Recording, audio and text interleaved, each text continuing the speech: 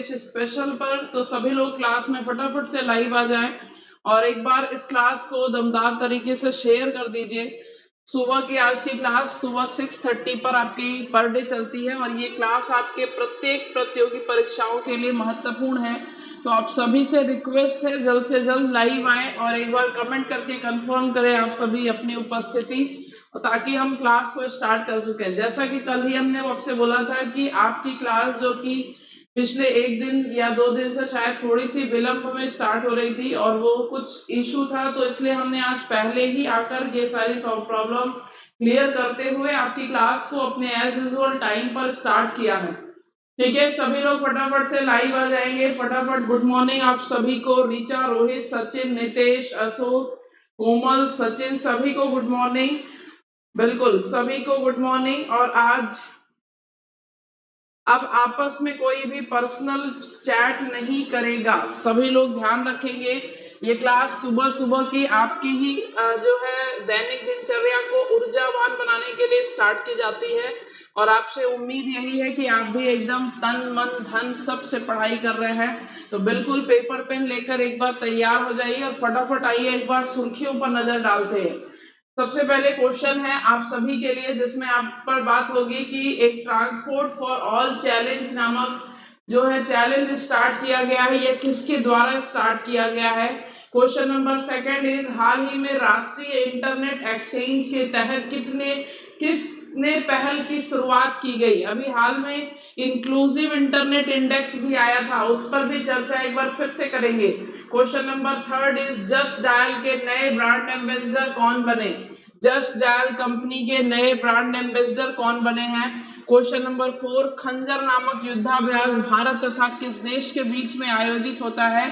Question number 5 है हाल ही में किस राज्य सरकार ने 2022 तक सभी ग्रामीणों को नल जल कनेक्शन प्रदान करने की घोषणा बनाई है। फिर आगे है हाल ही में सुनील अरोड़ा को किस राज्य का नया राज्यपाल नियुक्त किया गया। क्वेश्चन नंबर 7 इज हाल ही में फेसबुक ने किस राज्य में स्थित कंपनी के साथ समझौता किया है। क्वेश्चन नंबर 8 है किस फिल्म को मॉस्को इंटरनेशनल फिल्म फेस्टिवल के तहत best foreign feature film award से सम्मानित किया गया। क्वेश्चन नंबर 9 इज विश्व यकृत दिवस कब मनाया जाता है। क्वेश्चन नंबर 10 इज हाल ही में एशियाई कुश्ती चैंपियनशिप में किसने स्वर्ण पदक जीता और कहां पर आयोजित की गई यह प्रतियोगिता। क्वेश्चन नंबर 11 है राष्ट्रीय स्टार्टअप सलाहकार परिषद की बैठक आयोजित की गई, कब आयोजित की गई, इस पर चर्चा होगी। क्वेश्चन नंबर 12 में ग्रीन पार्क किस लिए प्रसिद्ध है। फुटबॉल के लिए, गोल्फ के लिए, क्रिकेट के लिए या फिर लॉन टेनिस के लिए। क्वेश्चन नंबर 13 बिठूर का प्राचीन नाम क्या है। क्वेश्चन नंबर 14 देखेंगे और 14 है आज कैमूर वन्य जीव अभ्यारण्य किस जिले में स्थित है।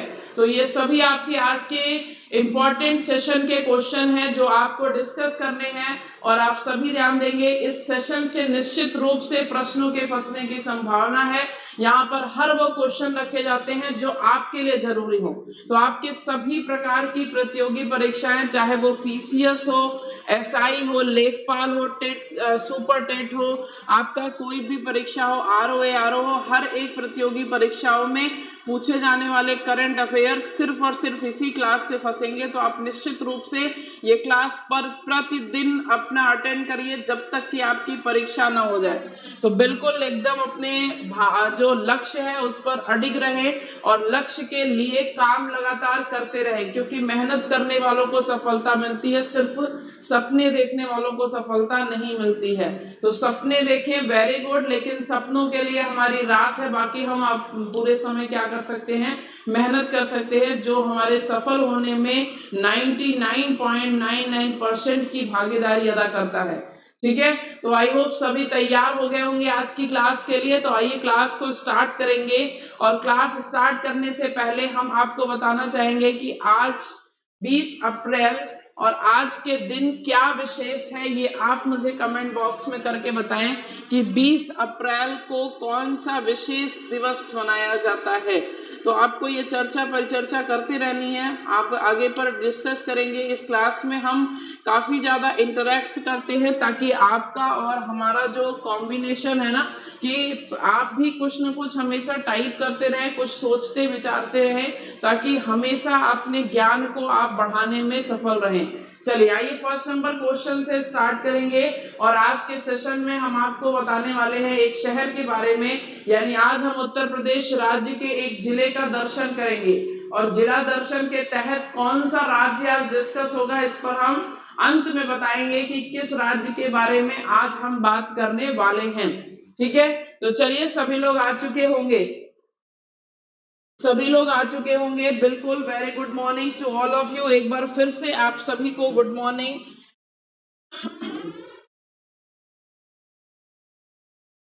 चलिए फटाफट आइए देखते हैं। सबसे पहले क्वेश्चन नंबर फर्स्ट है, ट्रांसपोर्ट फॉर ऑल चैलेंज किसके द्वारा लॉन्च किया गया एक चैलेंज है। और ऑप्शन इज अमरिंदर सिंह, हरदीप सिंह, अमरिंदर कौर या Suhel Singh Rana. Transport for all challenge, तो देखिए दो प्रकार के चैलेंज स्टार्ट किए गए हैं। एक चैलेंज है जिसका नाम है ईट स्मार्ट सिटी चैलेंज। क्या नाम है? ईट स्मार्ट सिटी चैलेंज। दूसरा है जिसका जो आपके सामने है, दूसरा चैलेंज आपके सामने है ट्रांसपोर्ट फॉर ऑल चैलेंज। तो ये दो चैलेंज स्टार्ट किए गए हैं अपने हरदीप सिंह पुरी के द्वारा। हरदीप सिंह पुरी के द्वारा यह दोनों स्टार्ट किए गए हैं। और हरदीप सिंह पुरी कौन है?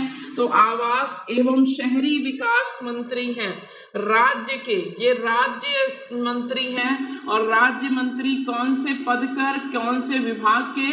तो आवास व शहरी विकास मंत्री हैं हरदीप सिंह पुरी।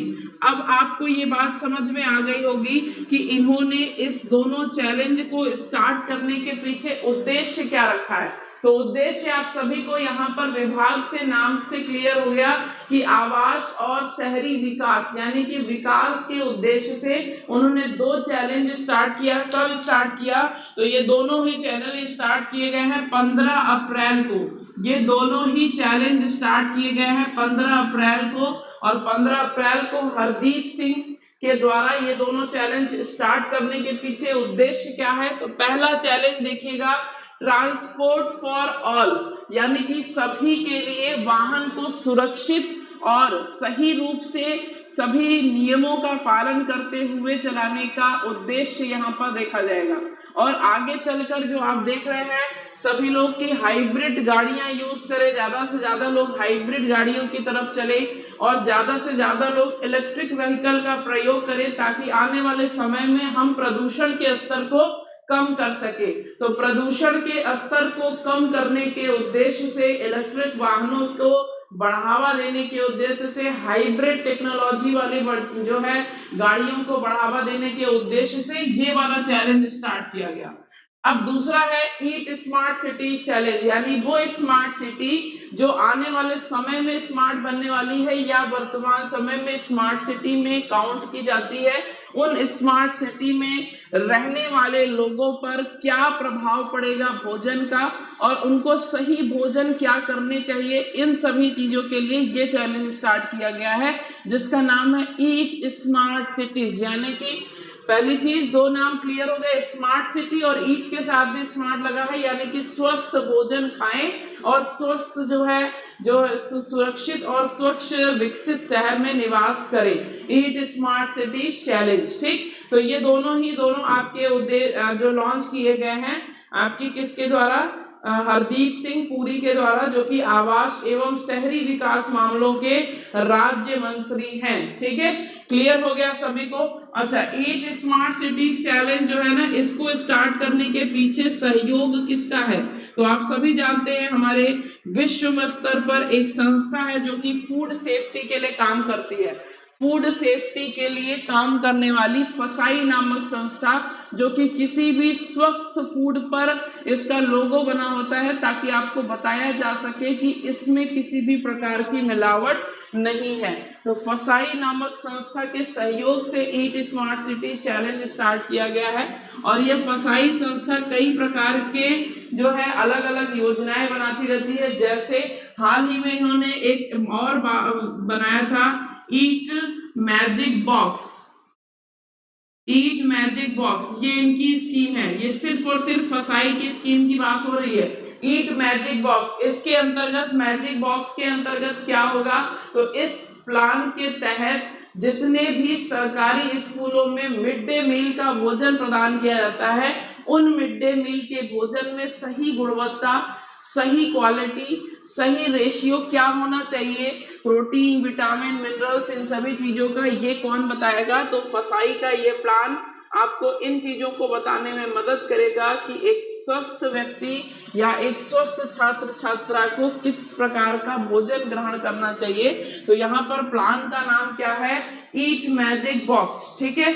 अब एक और स्कीम है जो कि क्या नाम है, फूड सेफ्टी मित्र स्कीम। क्या नाम है, फूड सेफ्टी मित्र स्कीम। और ये सारी स्कीम, ये जो दोनों स्कीम हमने बताई ना, ये दोनों स्कीम फसाई से रिलेटेड है, याद रखेंगे। और दोनों ही स्कीम में जो भी फूड सेफ्टी के लिए बातें बताई गई हैं, तो यहाँ पर आपको समझना है पूरा, एक बार फिर से हम रिपीट कर रहे हैं कि transport for all challenge and इस ईट स्मार्ट सिटीज चैलेंज, यह दो एक ऐसे चैलेंज है जो कि शहरों को विकसित करने के लिए, शहरों को साफ सुथरा, स्वच्छ और पोषित बनाने के लिए, ये दोनों ही योजनाएं 15 अप्रैल को हमारे राज्य के शहरी एवं आवास विकास मंत्री आपके हरदीप सिंह पुरी के द्वारा ये दोनों योजनाएं स्टार्ट की गई। ईट स्मार्ट सिटीज चैलेंज को फसाई के सहयोग से लॉन्च किया जाएगा, और फसाई के दो अन्य स्कीम है जिसमें ईट मैजिक बॉक्स या फूड सेफ्टी मैजिक बॉक्स, दूसरा है फूड सेफ्टी मित्र स्कीम, जिसमें दोनों में ही मिनरल्स, प्रोटीन, विटामिन, इन सब के सही रेशियो पर बातें की गई हैं। ठीक है, क्लियर है सभी को क्लियर हो गया है क्वेश्चन नंबर फर्स्ट का करेक्ट आंसर। चलिए ठीक है, आगे की ओर बढ़ते हैं, क्वेश्चन नंबर सेकंड की ओर बढ़ेंगे। क्वेश्चन नंबर सेकंड देखेंगे कि हाल ही में राष्ट्रीय इंटरनेट एक्सचेंज के तहत कितने पहल की शुरुआत की गई है। हाल ही में राष्ट्रीय इंटरनेट एक्सचेंज के तहत कितने पहल की शुरुआत की गई है, आपको यहाँ पर बताना है 3 पहल की, 2 पहल की, 5 या फिर 1। तो देखिए यहाँ पर करेक्ट आंसर होगा option A is the right answer. कौन से वो 3 पहल हैं जिनकी जो शुरुआत है वो राष्ट्रीय इंटरनेट एक्सचेंज के तहत की गई है। तो पहला वो पहल है जिसका नाम है IPv6, क्या है इसका मतलब अभी हम बताएंगे। दूसरा पहल है जिसका नाम है निक्सी, NIXI, और तीसरी पहल है जिसका नाम है निक्सी IP इंडेक्स। ठीक है, तो ये 3 पहल हैं जिनकी शुरुआत की गई है राष्ट्रीय इंटरनेट एक्सचेंज के तहत। अब पूरी बात को ध्यान से सुना, जैसे देशों विदेशों में आपने देखा है, अपने भारत की बात अगर हम करें तो भारत के विभिन्न हिस्सों में आप अलग अलग स्थानों पर जाते हैं तो आपको अलग अलग नेटवर्क का रेशियो देखने को मिलता है, आपको अलग अलग इंटरनेट कनेक्शन प्रदान किया जाता है, जो इंटरनेट की स्पीड होती है वो अलग अलग मिलती है। और इसी स्पीड को सही मायने में फिक्स करने के लिए आपकी भारत सरकार ने राष्ट्रीय इंटरनेट एक्सचेंज के तहत अपने भारत में इन 3 चीजों को प्रमोट करने की शुरुआत की है। अब ये 3 चीजें ऑलरेडी रनिंग है, लेकिन अब इनको और प्रमोट किया जाएगा। अब इसका मतलब क्या निकला कि IPv6 का मतलब क्या है, पहली बात की फुल फॉर्म देखिएगा, तो फुल फॉर्म है internet protocol version 6, internet protocol version 6। अब इंटरनेट प्रोटोकॉल क्या होता है, तो यह एक ऐसा प्रोटोकॉल है जो, जैसे कि आपने एक प्रोटोकॉल सुना है ना HTTP, सभी लोग जानते हैं, जब आप वेबसाइट खोलते हैं तो वेबसाइट पे के आगे HTTP नामक प्रोटोकॉल का प्रयोग किया जाता है। अब ये HTTP प्रोटोकॉल आपको किसी अन्य वेबसाइट से जोड़ने में मदद करता है, जबकि IP क्या है, तो ये एक ऐसा प्रोटोकॉल है जो एक अलग दुनिया क्रिएट करता है। जैसे आप एक बार फिर से समझिएगा, जैसे ये है HTTP, अब HTTP एक ऐसा रोड है जिस पर सभी लोग जा रहे हैं, यानी कि आप भी जा रहे हो, हम भी जा रहे हैं, दुनिया में जितने लोग हैं सब इसी प्रोटोकॉल का यूज करते हैं वेबसाइट खोलने के लिए। लेकिन एक अलग भी रास्ता है जो थोड़ा महंगा पड़ता है, थोड़ा जो है पैसे उसके लिए अलग से लगते हैं, या आपको अपनी ऑथेंटिकेशन करनी होती है, तो वो एक अलग रास्ता है जिसपे सिर्फ वही लोग जाएंगे जिनको इसके बारे में जानकारी होगी या जिनको इनके बारे में सही पता होगी बातें कि ये कैसे यूज किया जाता है, वही व्यक्ति इस प्रोटोकॉल का इस्तेमाल करता है। अब ये प्रोटोकॉल आप क्रिएट भी कर सकते हो। अब इंटरनेट प्रोटोकॉल की अगर हम बात करें तो वर्तमान समय में इंटरनेट प्रोटोकॉल का वर्जन 6 भी है और वर्जन 4 भी है। आपको जो अच्छा लगे वो आप प्रयोग करिए, लेकिन भारत सरकार चाहती है कि अगर आपको इंटरनेट बढ़िया चलाना है तो आप वर्जन 6 का प्रयोग करें, और वर्जन 6 का निर्माण 128 बिट के माध्यम से किया जाता है। 128 बिट्स के माध्यम से वर्जन 6 का निर्माण किया जाता है। तो पहली पहल ये हो गई जो कि राष्ट्रीय इंटरनेट एक्सचेंज के तहत इंटरनेट को बढ़ावा देने के लिए भारत सरकार के द्वारा विकास की बात में की गई है। निक्सी क्या है? तो यह एक नेशनल इंटरनेट एक्सचेंज इंस्टीट्यूट है, कह सकते हैं नेशनल इंटरनेट एक्सचेंज इंस्टीट्यूट है ये। और इसके अंतर्गत क्या होगा? तो इसके अंतर्गत आपको इन सभी प्रोटोकॉल से संबंधित शिक्षा दीक्षा प्रदान की जाएगी। तो यहाँ पर हम फुल फॉर्म लिख रहे हैं नेशनल इंटरनेट एक्सचेंज इंस्टीट्यूट। ठीक, इसके अंतर्गत आपको प्रोग्रामिंग आपको इंटरनेट से रिलेटेड शिक्षा दीक्षा प्रदान की जाएगी, और फिर उसके बाद आपसे परीक्षा ली जाएगी। अगर आप परीक्षा में उत्तीर्ण होते हैं तो आपको सर्टिफिकेट प्रदान किया जाएगा। तो एक ये है। दूसरा ये है कि कौन किस प्रोटोकॉल का यूज कर रहा है, इसको देखते हुए एक इंडेक्स तैयार किया जाएगा जिसमें अलग अलग स्टेट के जो डिटेल होंगी कि आईपी का प्रयोग कौन सा स्टेट कितना ज्यादा कर रहा है या कौन सा स्टेट किस आईपी का ज्यादा प्रयोग कर रहा है, इन सभी को देखते हुए इंडेक्स तैयार किया जाएगा ताकि आने वाले समय में भारत इसके अनुसार अपना जो है विकास कर सके। तो सभी को बातें क्लियर हो गई होंगी। आपके लिए बहुत ज्यादा डीप में जाना आवश्यक नहीं है, आप बस इतना जानिए कि इंटरनेट एक्सचेंज के तहत 3 पहल की शुरुआत हुई, जिसमें पहला है आईपी वर्जन 6, दूसरा है निक्सी नेशनल इंटरनेट एक्सचेंज इंस्टीट्यूट, और तीसरा है आपका निक्सी आईपी इंडेक्स। तो ये 3 पहल है। Answer is option A. चलिए अब एक प्रश्न आपसे पूछेंगे। तो अभी हाल में हमने आपको बताया था कि इंक्लूसिव इंटरनेट इंडेक्स जारी किया था, जिसमें भारत का स्थान कौन सा था? इंटरनेट इंडेक्स में फटाफट से बताओ भारत का स्थान कौन सा था। और इसमें अगर हम बात करें तो भारत के साथ किसने वही पोजीशन शेयर की? भारत के साथ कौन सी कंट्री ने एक ही पोजीशन को शेयर किया है? चलिए फटाफट से आंसर दीजिएगा।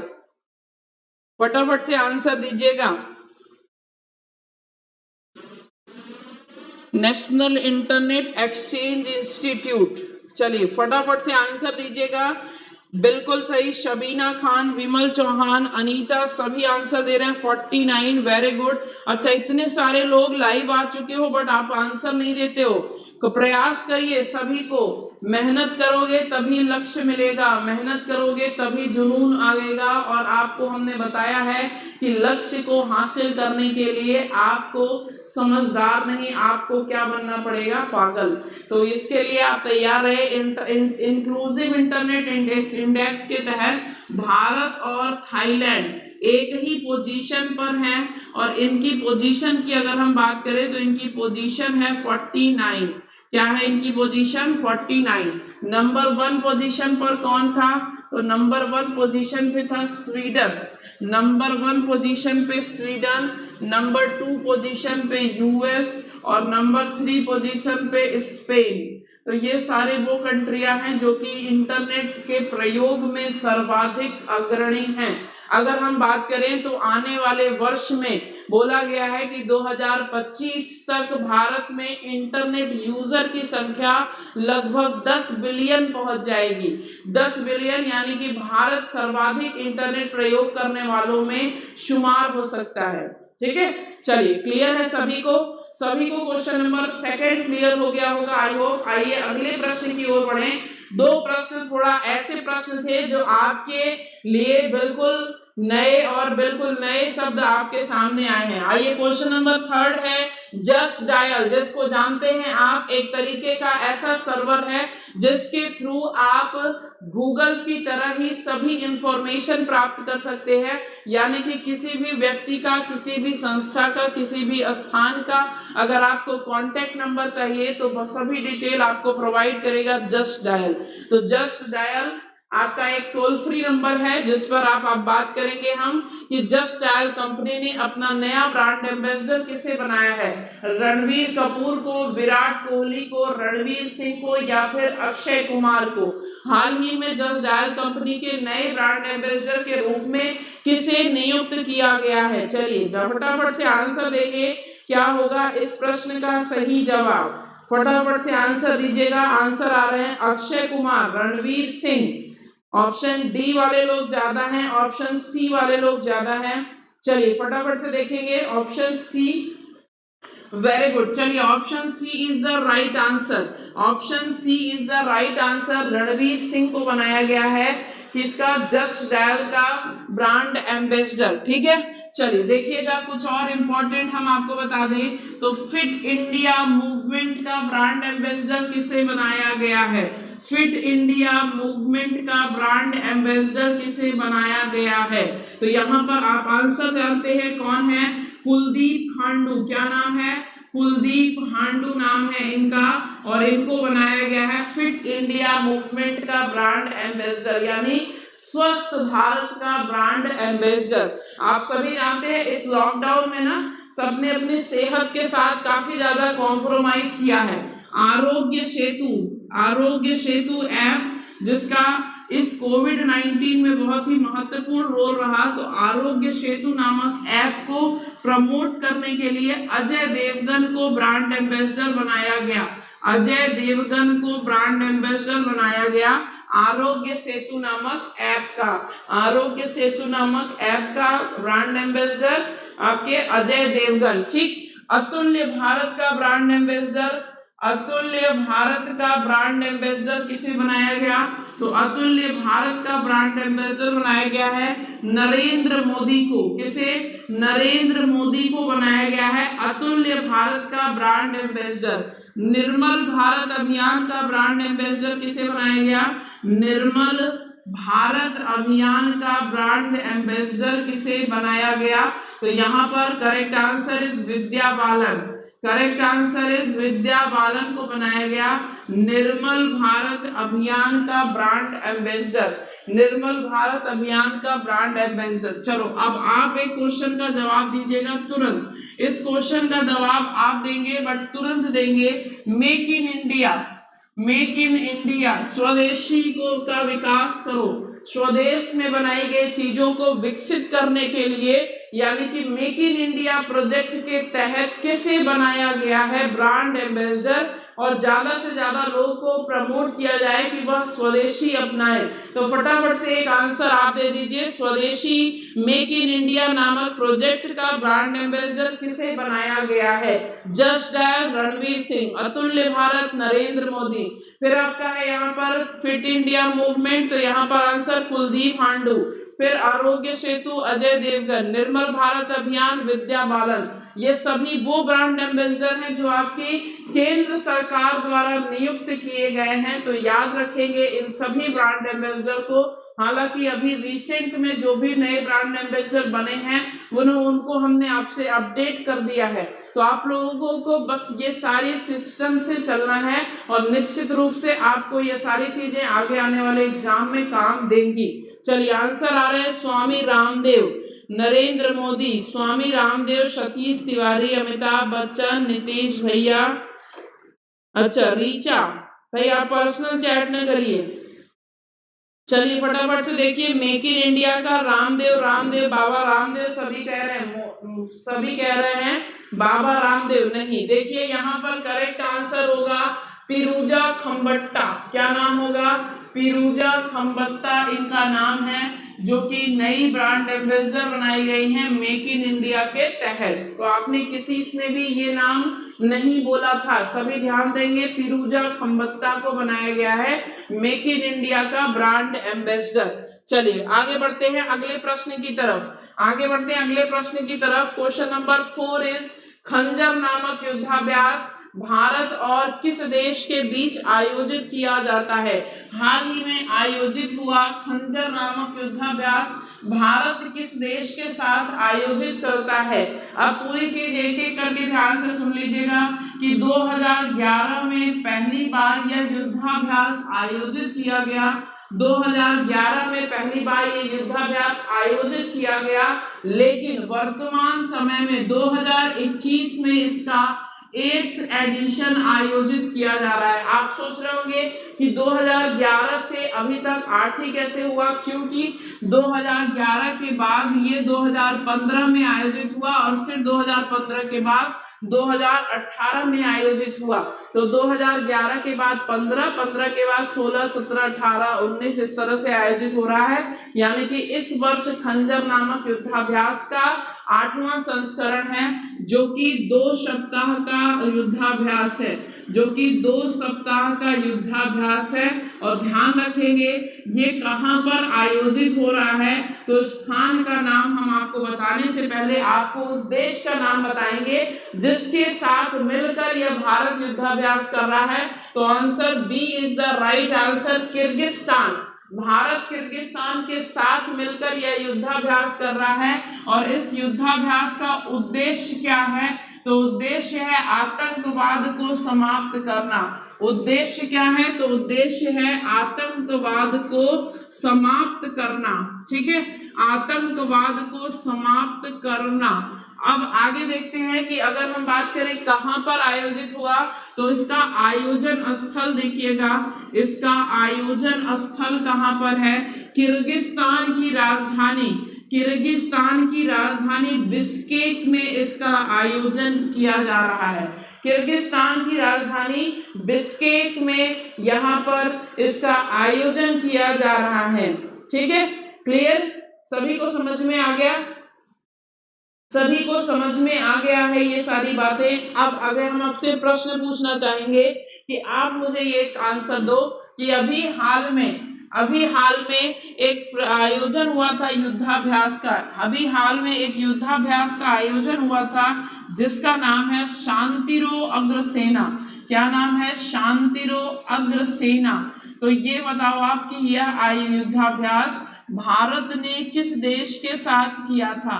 अग्रसेना। भारत ने किस देश के साथ यह युद्धाभ्यास किया था? यहाँ पर एक नाम दिया है उज्बेकिस्तान। भारत और उज्बेकिस्तान के बीच में कौन सा युद्धाभ्यास होता है? तो डस्ट लीक नामक युद्धाभ्यास भारत और उज्बेकिस्तान के बीच में आयोजित किया जाता है। भारत और किर्गिस्तान के बीच में खंजर, भारत और उज्बेकिस्तान के बीच में डस्ट लीक, और भारत और किस देश के बीच में युद्धाभ्यास हुआ जिसका नाम है शांतिरो अग्रसेना। चलो फटाफट से आंसर दीजिएगा सभी लोग। वेरी गुड, आंसर आ गया है। सबसे पहले दीपा शुक्ला, प्रज्ञा, उर्मी, अंजू, वेरी गुड। और आप सभी को बहुत बहुत शुक्रिया कि आप सभी इतनी अच्छे से पढ़ाई कर रहे हैं, और निश्चित आप कंफर्म है कि आप सफल होंगे जल्दी से जल्दी। भारत और बांग्लादेश के बीच में आयोजित हुआ। क्यों आयोजित हुआ? क्योंकि यह एक विशेष युद्धाभ्यास है। भारत अपने पड़ोसी देश बांग्लादेश के साथ संबंधों में सुधार करना चाहता है, क्योंकि आने वाले समय में भारत और बांग्लादेश के बीच में व्यापार को बढ़ावा दिया जा सके। बांग्लादेश की राजधानी जो ढाका है, और बांग्लादेश की जो मुद्रा है वो टका है, और बांग्लादेश की वर्तमान में प्रधानमंत्री कौन है? तो शेख हसीना है। ठीक, शेख हसीना के जो पिता शेख मुजीबुर रहमान और उन्हीं की 100वीं वर्षगांठ पर यह सारे आयोजन किए जा रहे हैं।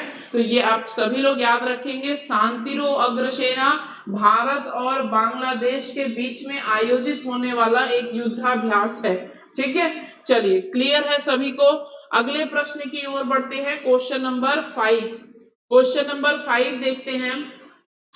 हाल ही में किस राज्य सरकार ने 2022 तक सभी ग्रामीणों को नल जल कनेक्शन प्रदान करने की योजना बनाई है?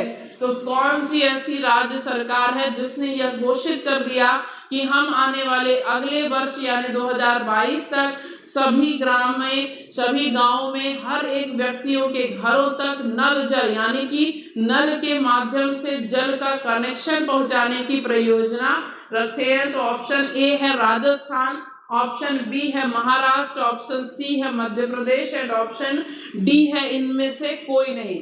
तो फटाफट से आंसर दीजिएगा। हमने आपको पिछली ही दिनों में एक बार बताया है ये सारी बातें कि जो आने वाले वर्ष में प्रयोजित है वो क्या क्या चीजें हैं, कौन से जो है उद्देश्य रखता है भारत सरकार, और उसी में हमने आपको ये भी स्कीम बताई थी।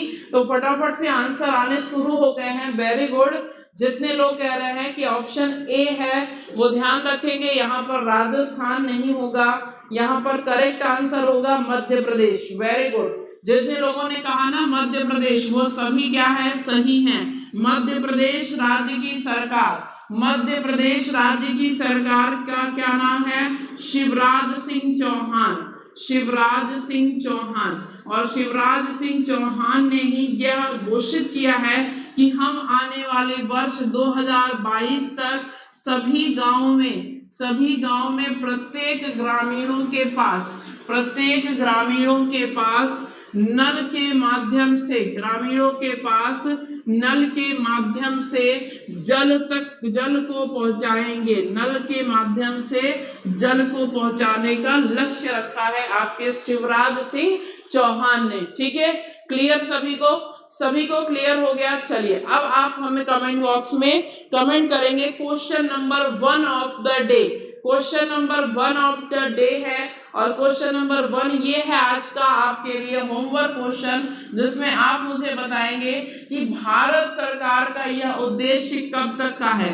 भारत सरकार अपना यह उद्देश्य कब तक का लक्ष्य बनाकर रखी है। तो भारत सरकार का लक्ष्य कब निर्धारित किया गया है, भारत सरकार का लक्ष्य कब तक का है, और क्वेश्चन क्या है कि हर घर नल जल, क्या है, हर घर नल जल, यह लक्ष्य भारत सरकार ने किस वर्ष तक के लिए निर्धारित किया है। क्लियर, सभी लोग कंफर्म है? क्या है क्वेश्चन है कि भारत सरकार का हर घर नल जल का लक्ष्य कब निर्धारित किया गया है।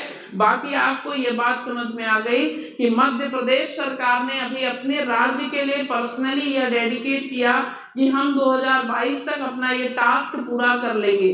तो सभी लोग ध्यान रखेंगे, मध्य प्रदेश हमारा पड़ोसी राज्य है और हमारे पड़ोसी राज्य होने के साथ साथ मध्य प्रदेश राज्य में बहुत सारी ऐसी योजनाएं बनाई गई जो मध्य प्रदेश को और अधिक विकसित बनाने में कारगर साबित होंगी। ठीक है, चलिए 2024-25। अच्छा, जितने लोग अलग अलग आंसर दे रहे हो ना, इसीलिए हम आपसे कहते हैं कि जो क्वेश्चन यहाँ पर पूछा जाए आपसे होमवर्क क्वेश्चन के रूप में, उस क्वेश्चन को आप ट्राई करो कि एग्जैक्ट वैल्यू में आप आंसर दो। अगर आप में से जितने लोगों ने वैल्यू आंसर दिया है वो हम अगर सही नहीं लगा तो हम इस क्वेश्चन को कल की क्लास में निश्चित रूप से डिस्कस करेंगे। ठीक है, चलिए क्लियर हो गया सभी को क्लियर हो गया हो। एक बार भाई आप सभी लोगों से रिक्वेस्ट करेंगे फिर से इस क्लास को शेयर करें, संख्या अपनी बढ़ाएं, अदरवाइज दिक्कत होगी आपके आने वाले। अच्छा, ये बात आपको समझ में आ गई होगी कि अभी अपने उत्तर प्रदेश सरकार ने तो नहीं, लेकिन उत्तर प्रदेश के हाई कोर्ट ने, न्यायालय का यह जो आदेश जारी किया गया कि आने वाले दिनों में लॉकडाउन लगाया जा सकता है। तो आप इन चीजों का ध्यान रखिएगा, क्योंकि लॉकडाउन उसी स्थिति में लगता है जब किसी भी स्थान की राज्य की स्थिति बहुत ही गंभीर हो। और आप सभी जानते हैं वो जिले जहां पर लॉकडाउन विशेष रूप से लगाया जा रहा है, तो उन सभी जिलों में रहने वाले हमारे आप जो क्या कर सकते हैं, हमारे जो परिवार के लोग हैं ना, जो आप लोग हैं, उनमें से सभी लोगों को हम यही रिक्वेस्ट करेंगे कि आप लोग सेफ्टी के साथ घरों पर रहें ज्यादा से ज्यादा। और अगर आपको ये लग रहा हो कि बाहर कुछ ऐसा नहीं है जैसा दिखाया जा रहा है, तो ये समझिएगा कि वाकई में ऐसा नहीं है जैसा दिखाया जा रहा है, ये इससे भी खतरनाक है। तो रियलिटी क्या है ये आप न जाने बेटर है, बट आप उसके हिसाब से अपने आप को प्रिपेयर रखें। ठीक है, चलिए। अखिल गौतम, आप इस क्लास से जा सकते हैं अगर आपको कोई भी मतलब सबके आने का इंतजार हो। और ऐसा इंतजार, मैं वाकई में ये कहती हूँ कि सब आ जाए तो बढ़िया रहे, लेकिन हम ये नहीं कहेंगे कि सब न आए तो आप चले जाओ। अगर आपका जाने का मन है तो आप बिल्कुल जाइए। सुबह सुबह की कक्षा को अपने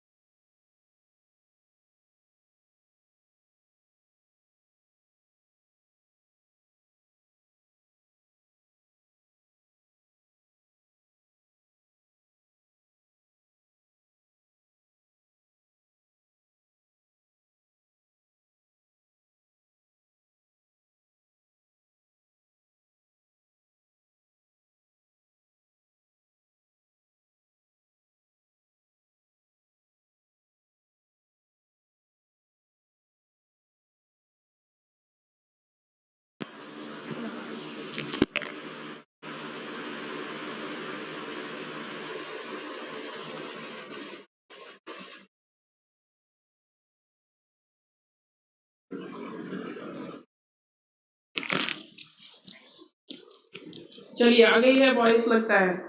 ठीक है, स्टार्ट करते हैं। एक बार फिर से देखते हैं, वॉइस आ गई है, क्लियर है सभी को?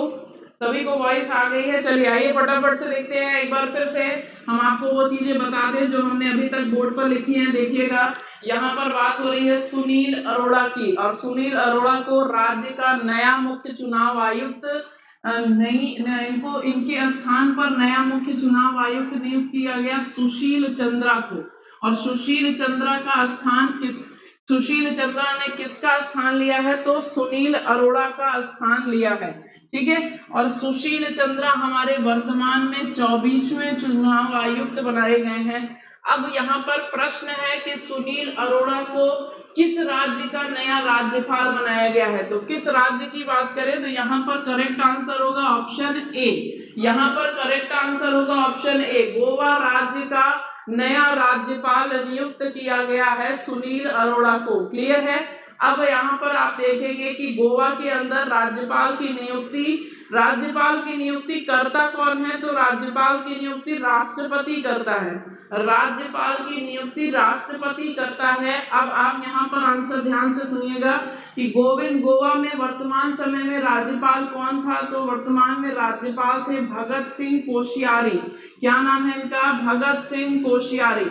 जिनके स्थान पर अब राज्यपाल कौन बन गए? सुनील अरोड़ा। भगत सिंह कोश्यारी और किस स्थान के राज्यपाल हैं वर्तमान समय में? महाराष्ट्र राज्य के राज्यपाल हैं। और यही वो व्यक्ति हैं जिन्होंने अपनी जो राज्यपाल पद की शपथ है ना, अपने राज्यपाल पद की शपथ कोंकणी भाषा में ली थी। अपने राज्यपाल पद की शपथ कोंकणी भाषा में ली थी। और अगर आपसे ये प्रश्न पूछा गया प्रश्न है कि अगर आपसे एग्जाम में प्रश्न पूछता है कि कोंकणी भाषा में शपथ ग्रहण करने वाला प्रथम राज्यपाल कौन, तो आंसर आप देंगे भगत सिंह कोश्यारी, जो वर्तमान में महाराष्ट्र राज्य के राज्यपाल हैं और जिन्होंने अब तक अतिरिक्त प्रभार संभाला था गोवा का, और अब गोवा के नए राज्यपाल के रूप में नियुक्त कर दिया गया हमारे पूर्व मुख्य चुनाव आयुक्त सुनील अरोड़ा को। क्लियर? सभी को सारी बातें क्लियर हो गई? चलिए, सभी को सारी बातें क्लियर हो गई होंगी। अच्छा, अगर हम आपसे ये चीज पूछें कि किस अनुच्छेद के तहत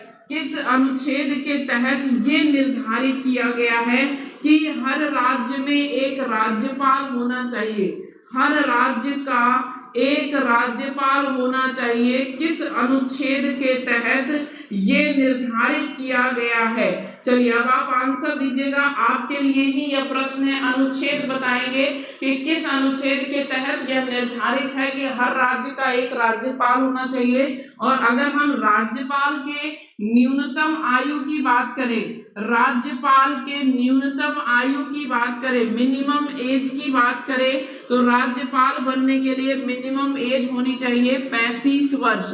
राज्यपाल बनने के लिए मिनिमम एज होनी चाहिए 35 वर्ष। आर्टिकल 81 कह रहे हैं, अनुच्छेद 81, अनुच्छेद 153 कुछ लोग कह रहे हैं। अच्छा, फटाफट से आंसर देंगे। 153। चलिए, जितने लोगों ने कहा ना अनुच्छेद 153 वो बिल्कुल सही है। अनुच्छेद 153 इज द राइट आंसर, जिसके अंदर यह घोषित किया गया है कि प्रत्येक राज्य का एक राज्यपाल होना चाहिए। अगर हम राज्यपाल की न्यूनतम आयु वाले अनुच्छेद की बात करें तो यहाँ पर अनुच्छेद 157 होगा, यहाँ पर अनुच्छेद 157 होगा। ओवरऑल देखा जाए तो अनुच्छेद 153 से अनुच्छेद 237 तक लगभग राज्य से संबंधित सभी विषयों पर चर्चा की गई है।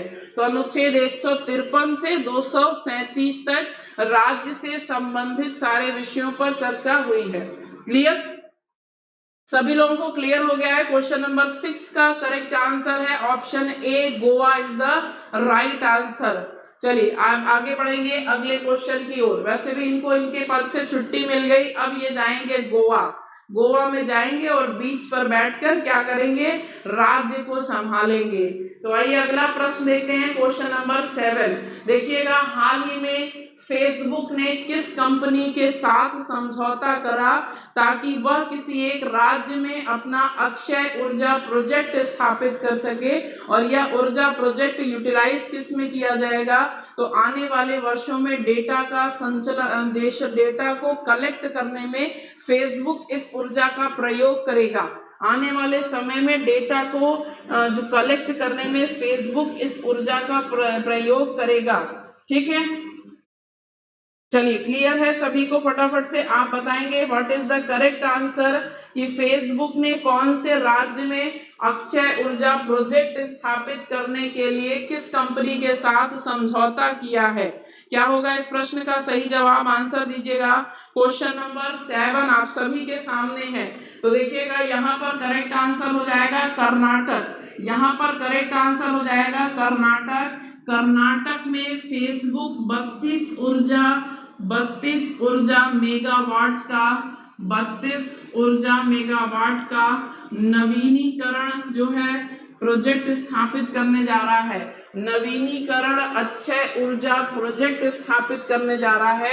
और अगर हम बात करें कि फेसबुक ने किस कंपनी के साथ मिलकर यह समझौता किया है, तो फेसबुक और क्लीनमैक्स नामक कंपनी के साथ यह समझौता हुआ है। फेसबुक और क्लीनमैक्स नामक कंपनी के साथ यह समझौता हुआ है कि अब फेसबुक क्लीनमैक्स के साथ मिलकर कर्नाटक राज्य में 32 मेगावाट का नवीनीकरण अक्षय ऊर्जा संयंत्र स्थापित करेगा, जिससे फेसबुक आगे आने वाले 2022 में और इसके पावर प्लांट से 2022 में डेटा सेंटर स्थापित किया जाएगा। और इस डेटा सेंटर को स्थापित करने के पीछे ऊर्जा कहां से प्राप्त होगी, तो ऊर्जा यहीं से प्राप्त होगी।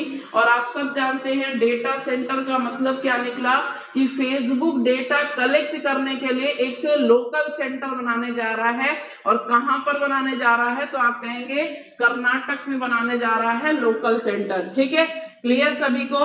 अब आपसे हम पूछेंगे कि फेसबुक ने अभी अपनी डिजिटल करेंसी का नाम चेंज किया था।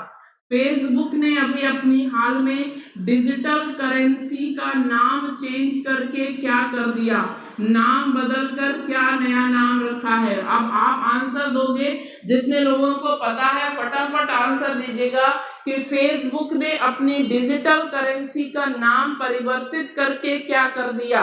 अभी हाल में अगर हम देखें ना, तो यहाँ पर फेसबुक की अगर हम बात करें तो फेसबुक के संस्थापक जिनका नाम है मार्क जुकेरबर्ग, और 2004 में यूएस के अंदर इसकी स्थापना की गई थी मार्क जुकेरबर्ग के द्वारा।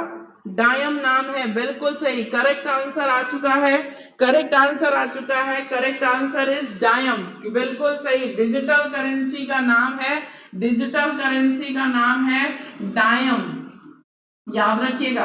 फेसबुक की डिजिटल करेंसी, फेसबुक की डिजिटल करेंसी जिसका नाम है डायन। ठीक है, चलिए आगे बढ़ते हैं अगले प्रश्न की ओर। एक बार फिर से देखेंगे यहाँ पर क्वेश्चन नंबर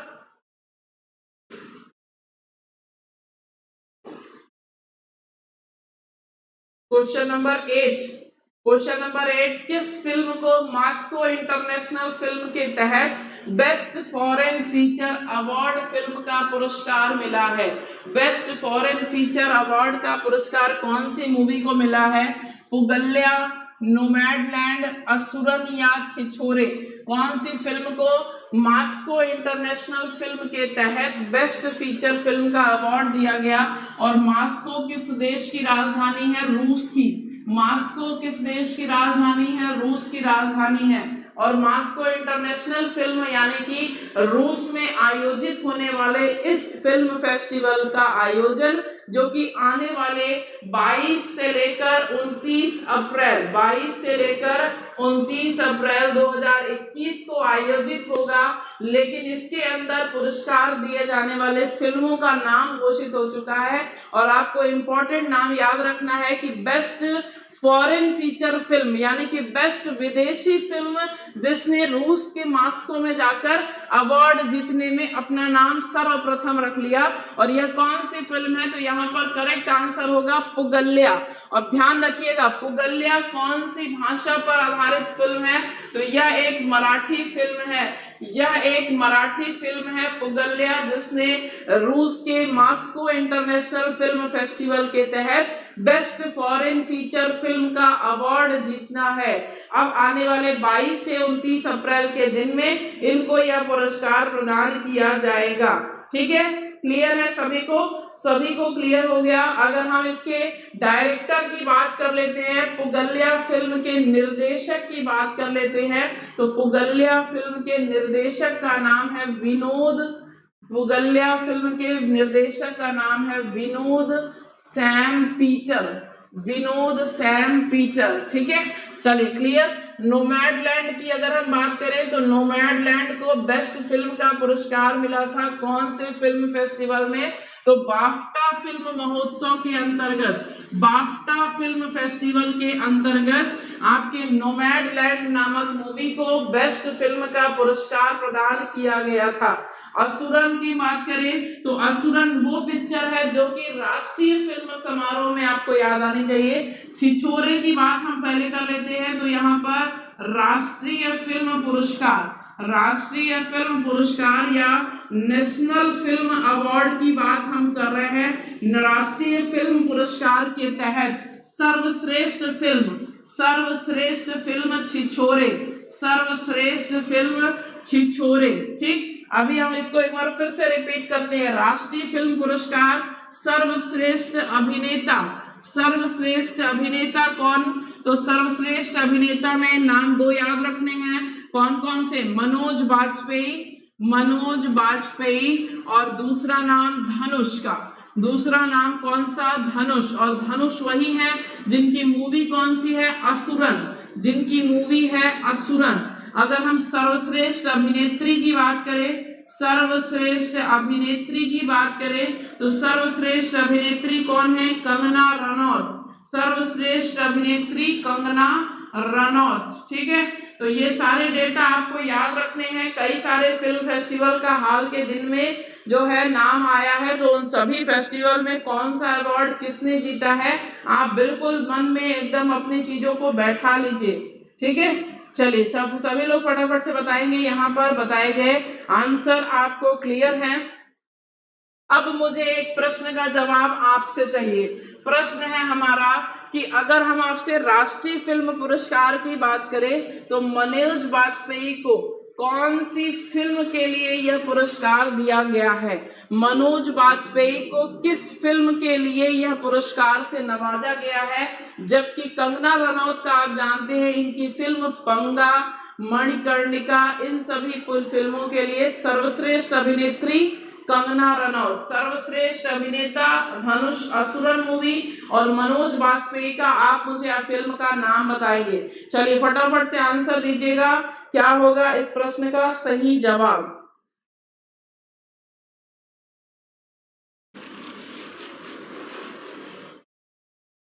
चलिए फटाफट से आंसर दीजिएगा, इस प्रश्न के लिए सही आंसर क्या होगा?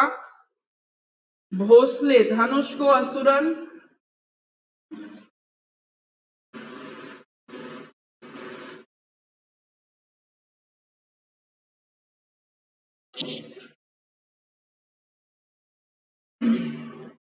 भोसले मूवी के लिए आ रहा है, बिल्कुल सही। चलिए वेरी गुड, आंसर आ चुके हैं। आंसर इज भोसले, भोसले नामक फिल्म के लिए इनको यह पुरस्कार दिया गया था। आइए आगे बढ़ते हैं अगले प्रश्न की ओर। सभी लोग एक बार स्क्रीनशॉट लेना चाहे तो ले सकते हैं। अगले प्रश्न की ओर बढ़ेंगे। क्वेश्चन नंबर 9, क्वेश्चन नंबर 9 देखिएगा। विश्व यकृत दिवस कब मनाया जाता है?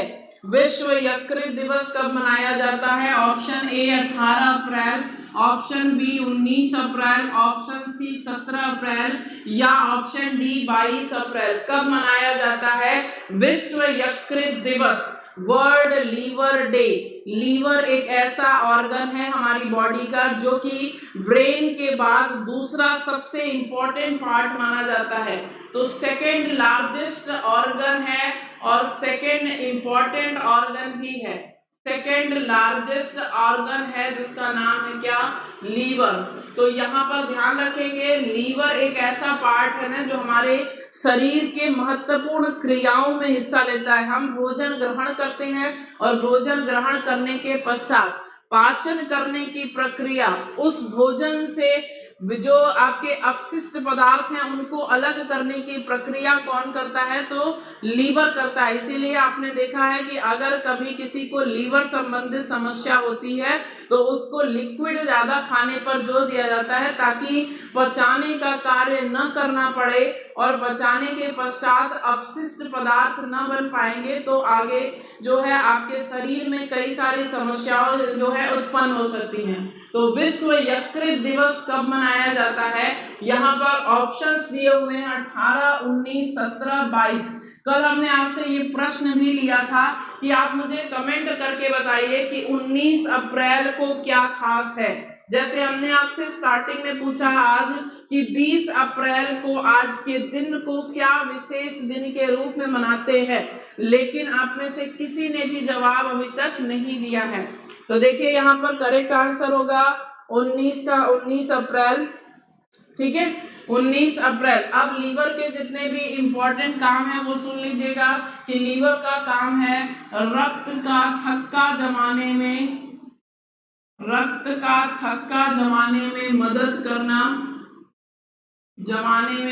करना, कोलेस्ट्रॉल नियंत्रित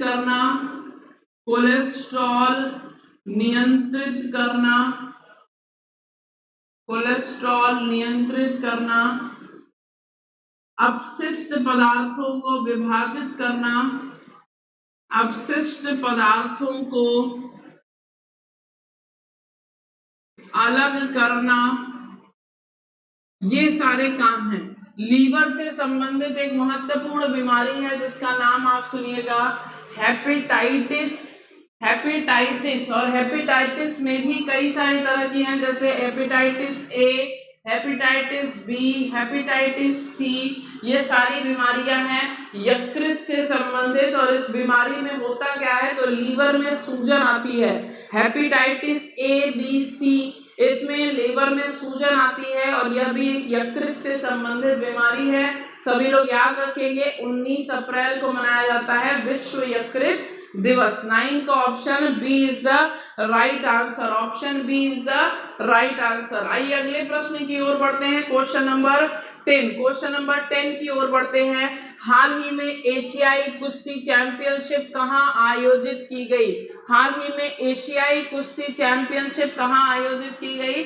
option A Uzbekistan, option B Kyrgyzstan, option C Slovakia या ऑप्शन डी कजाकिस्तान। कहां पर आयोजित की गई? एशियाई कुश्ती चैंपियनशिप प्रतियोगिता। और इस प्रतियोगिता में खास बात ये रही कि विनेश फोगाट, नाम तो याद होगा आप सभी को, विनेश फोगाट जो नाम है, और विनेश फोगाट ने क्या किया है, यहाँ पर स्वर्ण पदक प्राप्त किया है। भारत की जो है, अगर हम लिस्ट की बात करें तो भारत इस चैंपियनशिप में सिर्फ एक स्वर्ण पदक प्राप्त किया, और वह स्वर्ण पदक किसने लाया? तो हमारी महिला कुश्ती खिलाड़ी जिनका नाम है विनेश फोगाट। और आपको बताना है कि यह चैंपियनशिप कहां पर आयोजित की गई। यह चैंपियनशिप कहां पर आयोजित की गई? जितने लोग कह रहे हैं ऑप्शन डी वो बिल्कुल सही है, कजाकिस्तान में। कहां पर आयोजित की गई? कजाकिस्तान में आयोजित की गई। 13 से 18 अप्रैल 2021 को कजाकिस्तान के अलमाटी में आयोजित हुई यह प्रतियोगिता, जिसमें एकमात्र स्वर्ण पदक पाने वाली महिला कुश्ती चैंपियन जिनका नाम है विनेश फोगाट। याद रखेंगे आंसर विनेश फोगाट होगा, और option D is the right answer, Kazakhstan. Vinesh Phogat को आप एक और चीज के लिए याद रखेंगे, विनेश फोगाट ने अभी हाल में यूक्रेन कुश्ती टूर्नामेंट जीता था। विनेश फोगाट ने हाल में यूक्रेन कुश्ती टूर्नामेंट भी जीता था। विनेश फोगाट टोक्यो ओलंपिक में क्वालिफाई करने वाली पहली भारतीय कुश्ती महिला है, पहली भारतीय कुश्ती चैंपियन है। टोक्यो ओलंपिक में क्वालिफाई करने वाली पहली भारतीय कुश्ती खिलाड़ी हैं, पहली भारतीय कुश्ती खिलाड़ी। ठीक है, याद रखेंगे नाम क्या है, विनेश फोगाट। विनेश फोगाट को साल 2020 में हरियाणा की है ये, और विनेश फोगाट को साल 2020 में भारत सरकार की ओर से राजीव गांधी खेल रत्न पुरस्कार से भी नवाजा जा चुका है। राजीव गांधी खेल रत्न पुरस्कार से भी नवाजा जा चुका है 2020 में विनेश फोगाट को। हरियाणा की शेरनी जिनका नाम है विनेश फोगाट, और हरियाणा की यह कुश्तीबाज जिनको 2020 में राजीव गांधी खेल के सर्वोच्च सम्मान राजीव गांधी खेल रत्न से नवाजा जा चुका। और अब ये क्या है, विनेश फोगाट। आप ध्यान रखेंगे टोक्यो ओलंपिक जो जुलाई में आयोजित होने वाला है, इस टोक्यो ओलंपिक में भारत की ओर से शामिल होने वाली पहली भारतीय महिला कुश्ती खिलाड़ी हैं। ठीक है, अगर हम आपसे पूछे तो देखो यहाँ पर आपको पहली भारतीय के हिसाब से टोक्यो ओलंपिक जो कि 23 जुलाई से आयोजित होने वाला है, टोक्यो ओलंपिक जो कि 23 जुलाई से आयोजित होने वाला है, इस टोक्यो ओलंपिक में आपको 3 भारतीय पहली बार उस खेल के लिए आयोजित हो रही है, पहली बार उस खेल के लिए शामिल हो रही हैं। तो भारतीयों की श्रेणी में पहले की दृष्टिकोण से अगर हम बात करें तो पहली नाविका, पहली कुश्ती चैंपियन और पहली तलवारबाज, टोक्यो ओलंपिक में शामिल होने वाली पहली भारतीय नाविका कौन है, पहली भारतीय कुश्ती खिलाड़ी कौन है और पहली महिला भारतीय तलवारबाज कौन है। टोक्यो ओलंपिक जो कि 23 जुलाई से शुरू होगा और इसका आयोजन 8 अगस्त तक किया जाएगा। अगर हम पहली भारतीय नाविका की बात करें तो यहाँ पर नाविका में नाम याद रखेंगे क्या, नेत्रा कुम्मनन। क्या नाम है, नेत्रा कुम्मनन, जो कि भारत की ओर से टोक्यो में पहली बार शामिल होने वाली नाविका है। कुश्ती में अभी हमने आपको बता ही दिया विनेश फोगाट, कुश्ती में विनेश फोगाट। तलवारबाज में अगर हम बोले तो भवानी, क्या नाम है, भवानी कुमार नाम है, भवानी देवी नाम है, जो कि पहली भारतीय महिला तलवारबाज है, जो कि टोक्यो ओलंपिक में शामिल होने वाली क्वालिफाई करने वाली पहली भारतीय है। ठीक है, क्लियर सभी को क्लियर हो गया। कजाकिस्तान के अलमाटी में एशियाई कुश्ती चैंपियनशिप आयोजित हुई, जिसमें भारत की ओर से पहला स्वर्ण पदक लाया है विनेश फोगाट ने, हरियाणा की महिला, जिनको 2020 में राजीव गांधी खेल रत्न पुरस्कार भी मिल चुका है। और इसके साथ साथ इन्होंने इस वर्ष यूक्रेन कुश्ती टूर्नामेंट भी जीता और टोक्यो ओलंपिक में अपने सर्वश्रेष्ठ प्रदर्शन के कारण भारत की ओर से पहली महिला कुश्ती खिलाड़ी के लिए शामिल की गई हैं।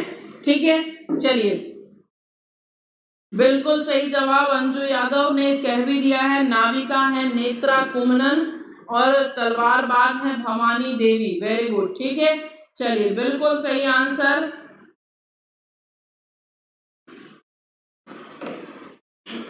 आइए अगला प्रश्न देखते हैं, क्वेश्चन नंबर 11। अगला प्रश्न देखेंगे, क्वेश्चन नंबर 11 क्या कहता है। क्वेश्चन नंबर 11 है, राष्ट्रीय स्टार्टअप सलाहकार परिषद की बैठक कब आयोजित की गई। राष्ट्रीय स्टार्टअप सलाहकार परिषद की बैठक कब आयोजित की गई। Option A 17 April, option B 15 April, option C 20 April या ऑप्शन डी 18 अप्रैल। राष्ट्रीय स्टार्टअप सलाहकार परिषद की बैठक कब आयोजित की गई है। यहाँ पर दिए गए ऑप्शंस में से आप करेक्ट आंसर बताएंगे। और ध्यान रखिएगा, खास बात यह है कि राष्ट्रीय स्टार्टअप सलाहकार परिषद का आयोजन जो इस वर्ष आयोजित हुआ है वो पहली बार आयोजित हुआ है, पहली बार इसकी अध्यक्षता हुई है, पहली बार बैठक आयोजित हुई है। और उसकी अध्यक्षता किसने की है, तो अध्यक्षता की है, यहाँ पर दिए गए नाम में से आप बताएंगे। तो यहाँ पर करेक्ट आंसर आपको ऑप्शन बी 15 अप्रैल को, और अध्यक्षता की है हमारे पीयूष गोयल के द्वारा की गई है अध्यक्षता, जो कि वर्तमान में वाणिज्य व उद्यमिता विकास मंत्रालय के मंत्री हैं, वाणिज्य व उद्योग मंत्री हैं पीयूष गोयल। तो वाणिज्य और उद्योग मंत्री पीयूष गोयल के द्वारा 15 अप्रैल को वर्चुअल रूप में इस प्रकार की बैठक का पहली बार आयोजन किया गया। अगर हम बात करें राष्ट्रीय स्टार्टअप सलाहकार परिषद, तो इसके गठन का उद्देश्य क्या था, गठन का उद्देश्य था नवाचार को बढ़ावा देना, ज्यादा से ज्यादा स्टार्टअप को प्रमोट करना, ताकि स्टार्टअप लोग अब जो है अपने आत्मनिर्भर बने, और आत्मनिर्भर बनने के साथ साथ स्टार्टअप खिलने की वजह से भारत के और कई सारे लोगों को रोजगार के अवसर भी प्राप्त होंगे।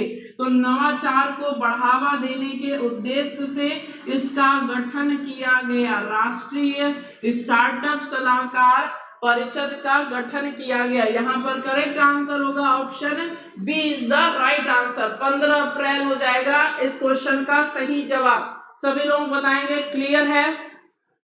क्लियर है। राष्ट्रीय स्टार्टअप सलाहकार परिषद का गठन कब किया गया, ये आप मुझे कमेंट बॉक्स में कमेंट करके बताइए। राष्ट्रीय स्टार्टअप सलाहकार परिषद, जिसके गठन के पीछे उद्देश्य हमने बताया है और कब किया गया है, ये आप मुझे कमेंट बॉक्स में कमेंट करके बताएंगे। क्लियर है? चलिए अब हम आगे प्रश्न की ओर बढ़ते हैं, अगले प्रश्न की ओर बढ़ते हैं और आप मुझे बताएंगे इस प्रश्न का सही जवाब क्या होगा। क्वेश्चन नंबर 18 देखेंगे। क्वेश्चन नंबर 18, तो ग्रीन पार्क किसके लिए प्रसिद्ध है? ग्रीन पार्क किसके लिए प्रसिद्ध है? यहाँ पर आंसर है क्वेश्चन नंबर, ऑप्शन है फुटबॉल है, गोल्फ है, या आप आंसर है क्रिकेट है, या फिर लॉन टेनिस है। ग्रीन पार्क किसके लिए प्रसिद्ध है? फटाफट से आंसर दीजिएगा, फटाफट से आंसर दीजिएगा। क्या होगा इस प्रश्न का सही जवाब? इस प्रश्न का सही जवाब क्या होगा?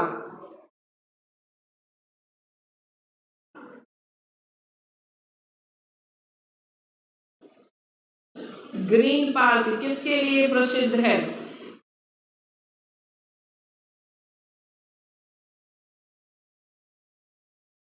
चलिए वेरी गुड, आंसर आ रहे हैं सभी के, बहुत तेजी से आंसर आ रहे हैं। 12 का सी सी सी सी सी। चलिए very good, option C is the right answer. Green park किसके लिए प्रसिद्ध है? तो यहाँ पर करेक्ट आंसर हो जाएगा option C. Clear? Option C clear है। चलो अब क्वेश्चन नंबर 2 आप सभी के लिए होमवर्क प्रश्नों में क्वेश्चन नंबर 2 है कि आप मुझे कमेंट बॉक्स में कमेंट करके बताएंगे कि इस वर्ष, या कहेंगे हम कि सबसे लास्ट अंतिम रूप से CK Naidu lifetime achievement award, CK Naidu lifetime achievement award से किसे सम्मानित किया गया? CK Naidu lifetime achievement award से किसे सम्मानित किया गया? यहाँ पर आप मुझे इस प्रश्न का जवाब अपने क्वेश्चन के नीचे, अपने वीडियो के नीचे कमेंट बॉक्स में कमेंट करेंगे। आइए अगले प्रश्न की ओर बढ़ते हैं। क्वेश्चन नंबर 13, बिठूर का प्राचीन नाम क्या है? चलो कानपुर वाले बताएंगे फटाफट। बिठूर ऋषि का आश्रम, बिठूर में किसका आश्रम है? तो वाल्मीकि ऋषि का आश्रम है बिठूर में। और यह बिठूर कहाँ पर पड़ता है? तो यह पड़ता है आपके कानपुर डिस्ट्रिक्ट में। बिठूर पड़ता है कानपुर डिस्ट्रिक्ट में। और बिठूर प्रसिद्ध है किस लिए? तो वाल्मीकि ऋषि के आश्रम के लिए इसे प्रसिद्ध माना जाता है। अगर आपसे पूछा जा रहा है कि बिठूर का प्राचीन नाम, तो आंसर क्या होगा? मुक्तानगर, ब्रह्मावर्त, ब्रिजभूमि या आर्यावर्त? क्या होगा इस प्रश्न का सही जवाब? बिठूर का प्राचीन नाम ऑप्शन ए आ रहा है, कुछ लोग ऑप्शन सी के साथ जा रहे हैं। Option A, option C. चलिए फटाफट से देखिए इस प्रश्न का सही जवाब क्या होगा? इस प्रश्न का सही जवाब होगा option C is the right answer. Aryavart न जाना भाई, आर्यावर्त भारत को कहा जाता था, आर्यों का देश कहा जाता था भारत को। तो उससे आप रिलेट करते हुए आर्यावर्त हर जगह न लगाइएगा, आर्यावर्त भारत का प्राचीन नाम कहा जा सकता है। यहाँ पर करेक्ट आंसर होगा ब्रह्मावर्त। कानपुर वालों ने बहुत ही स्लोली आंसर दिया है, तो कानपुर वालों का नाम यहाँ पर डूबता हुआ सा नजर आ रहा है। 13 का ऑप्शन सी होगा क्वेश्चन नंबर 14 देखिएगा, कैमूर वन्य जीव अभयारण्य उत्तर प्रदेश के किस जिले में स्थित है? कैमूर वन्य जीव, अच्छा कैमूर की पहाड़ी कहाँ पर पाई जाती है? कैमूर की पहाड़ी कहाँ पर पाई जाती हैं? आपको पता है कैमूर की पहाड़ी से एक नदी निकलती है जिसका नाम है केन नदी। उत्तर प्रदेश में आती है एक नदी जिसका नाम है केन नदी। और केन नदी का अगर हम बात करें कि यह निकलती कहाँ से है, तो ये निकलती है कैमूर की पहाड़ी से। और कैमूर की पहाड़ी कौन से राज्य में स्थित है? तो मध्य प्रदेश में स्थित है। लेकिन आपसे यहाँ पर पहाड़ी के बारे में न पूछकर पूछ रहा है कि कैमूर वन्य जीव अभयारण्य कहाँ पर स्थित है। तो उत्तर प्रदेश का कौन सा जिला इसके लिए प्रसिद्ध माना जाएगा? लखीमपुर खीरी, सोनभद्र, कन्नौज या चंदौली। कन्नौज या चंदौली, ध्यान रखिएगा। कैमूर वन्य जीव अभयारण्य सोनभद्र और मिर्जापुर की सीमा पर स्थित है। सोनभद्र और मिर्जापुर की सीमा पर स्थित है कैमूर वन्य जीव अभयारण्य। कैमूर वन्य जीव अभयारण्य, ठीक है। क्लियर, सभी को क्लियर हो गया इस प्रश्न का सही जवाब। अब अच्छा आप देखेंगे अपने राज्य में अगर हम बात करें कि एकमात्र राष्ट्रीय उद्यान, एकमात्र राष्ट्रीय उद्यान कौन सा है, तो आप सभी जानते हैं दुधवा राष्ट्रीय उद्यान।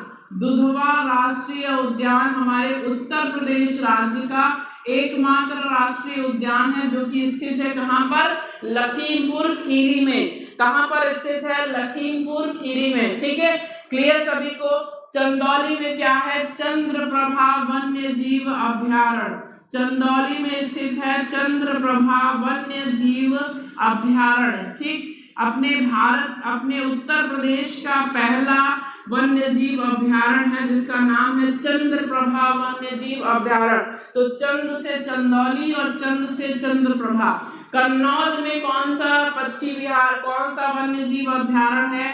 तो यहाँ पर याद रखेंगे लाख बहोसी पक्षी विहार है। कौन सा?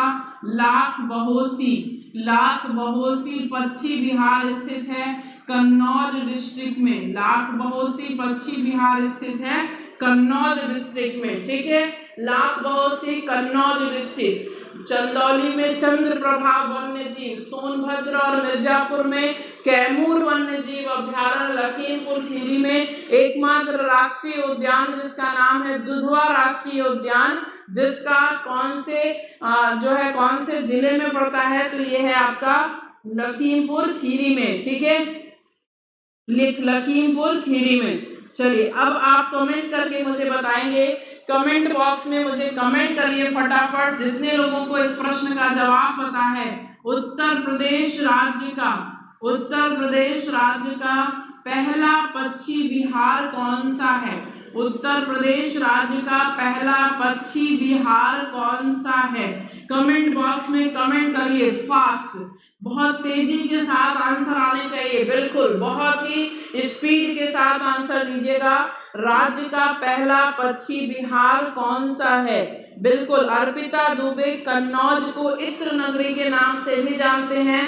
कन्नौज इज फेमस फॉर इत्र। कन्नौज को हम इत्र के लिए जानते हैं। आपको यह भी याद रखना है कि इत्र के लिए कन्नौज के साथ साथ जौनपुर जिले को भी जाना जाता है। आप सभी लोग जानते हैं जौनपुर जिला पूर्वांचल का एक बहुत ही प्रसिद्ध जिला या कह सकते हैं आजमगढ़ का पड़ोसी जिला माना जाता है। और यहाँ पर फूलों की खेती अच्छी होती है और इससे उत्पादन होता है इत्र का, ठीक है। चलिए आंसर दीजिएगा पहला पक्षी विहार। Very good, very good. जितने लोग कह रहे हैं ना नवाबगंज, वो सभी के सभी सही हैं। यहाँ पर करेक्ट आंसर नवाबगंज पक्षी विहार। करेक्ट आंसर नवाबगंज पक्षी विहार, जिसका पुराना नाम क्या था? तो जयप्रकाश नारायण पक्षी विहार। जयप्रकाश नारायण पक्षी विहार, ठीक है। क्लियर सभी को क्लियर? जयप्रकाश नारायण पक्षी विहार। चलिए क्लियर हो गया है क्वेश्चन नंबर 14 का करेक्ट आंसर। अब देखिएगा यहाँ पर आज के सेशन जो कि हम डिस्कस करते हैं इम्पोर्टेंट क्वेश्चन करंट अफेयर से रिलेटेड और उत्तर प्रदेश की श्रृंखला के कुछ महत्वपूर्ण फैक्ट की। तो सभी लोग एक बार फटाफट से कमेंट करिए क्लास कैसी लगी, आपको क्वेश्चन समझ में आ गए होंगे। आई होप सभी ने इसको कॉपी पर नोट कर लिया होगा और उम्मीद करते हैं इसको आप पढ़ाई बिल्कुल निरंतर रूप से कर रहे होंगे। ध्यान रखिएगा कि यह एक ऐसा विषय है जिसका कोई भी निश्चित रूप से सिलेबस नहीं है, इसमें आप जितना पढ़ोगे उतना बेहतर है आपके लिए। तो फटाफट से एक बार सभी लोग कमेंट कर दीजिए क्लास कैसी लगी आप सभी को। आइए देखते हैं हम यहाँ पर एक ऐसे शहर के बारे में जिसमें आपको यहाँ पर लिखा हुआ दिखाई दे रहा है कि अगर आपने यूपी नहीं देखा तो इंडिया नहीं देखा, यानी इंडिया का एक महत्वपूर्ण राज्य माना जाता है उत्तर प्रदेश को। यहाँ तक कि कह सकते हैं कि धार्मिक दृष्टिकोण से भी महत्वपूर्ण शहर माना जाता है मथुरा जिले को। उत्तर प्रदेश का मथुरा जिला, जिसको हम सबसे ज्यादा मेलों वाला शहर भी कहते हैं, सबसे ज्यादा उत्तर प्रदेश के सर्वाधिक मेले यही इसी राज्य में लगते हैं। और मथुरा की बात हम ये करेंगे, मथुरा में आप सभी जानते हैं कि मथुरा प्रसिद्ध है मंदिरों के लिए। मथुरा को मंदिरों का शहर भी कहा जाता है। ठीक है, तो चलिए आइए इस पर चर्चा करेंगे हम सभी लोग। फटाफट से आप सभी लोग कमेंट करके एक बार कंफर्म कर दें आप सभी लोग तैयार हैं मथुरा के बारे में डिस्कस करने के लिए। और मथुरा के बाद अब आप सब जानते हैं कि कल हम रिवाइज करेंगे क्वेश्चंस की, प्रीवियस क्वेश्चंस का रिवीजन होता है अल्टरनेट डे पर। तो कल ये सेशन होगा, ध्यान रखिएगा। अगर आपकी संख्या नहीं बढ़ेगी तो लॉकडाउन का असर आपके इस क्लास पर दिखाई दे सकता है। तो इससे ऐसा ना प्रयास करें, कोशिश ये करें कि आप ज्यादा से ज्यादा जो लोग लाइव के बाद देखते हैं ना वीडियो, मुझे पता है क्योंकि आपके व्यूज बताते हैं कि आपने कितने लोगों ने बाद में देखा। तो भाई लाइव जगिए, नींद को त्यागो, परिश्रम करो, मेहनत करो। मेहनत करने वालों की कभी हार नहीं होती है और बिना मेहनत वालों का भरोसा नहीं है कि जीतेंगे कि नहीं जीतेंगे। न जीते तो फिर हमारे ऊपर कोई भी समस्या नहीं आनी चाहिए। चलिए आइए बात करने जा रहे हैं कौन से शहर की, मथुरा शहर की बात करने जा रहे हैं। ठीक, मथुरा शहर की बात करने जा रहे हैं। मथुरा शहर कौन से जिला मंडल के अंतर्गत आता है? तो मथुरा शहर आता है आगरा मंडल के अंतर्गत। मथुरा शहर आता है आगरा मंडल के अंतर्गत। आगरा मंडल में आगरा, मथुरा, हाथरस, कासगंज ये सारे जिले आते हैं। फिरोजाबाद, मैनपुरी, तो ये सभी आगरा के तट और मथुरा के आसपास बसे वाले जिले हैं। मथुरा शहर को जाना जाता है मंदिरों के लिए। मथुरा शहर को जाना जाता है मंदिरों के लिए, प्रसिद्ध है यह जिला। मंदिरों के लिए प्रसिद्ध है यह जिला, तो इसे कहा जाता है मंदिरों का शहर। ठीक, मंदिरों का शहर। यमुना नदी के तट पर स्थित है। यमुना नदी के तट पर स्थित है मथुरा जिला। और अगर यमुना नदी के तट पर स्थित मथुरा जिला, ठीक, यमुना मथुरा शहर की अगर हम बात करें तो इस जिले में राज्य के सर्वाधिक मेले लगते हैं। सर्वाधिक मेलों का आयोजन, सर्वाधिक मेलों का आयोजन, सर्वाधिक मेले में संख्या 86, सर्वाधिक मेलों का आयोजन और सर्वाधिक मेलों में संख्या हो जाएगी 86। ठीक है, ठीक है, चलो फिर आगे देखोगा। देखिए यहाँ पर कौन सा मेला लगता है, तो यहाँ पर झूला मेला, कंस मेला, गुड़िया मेला,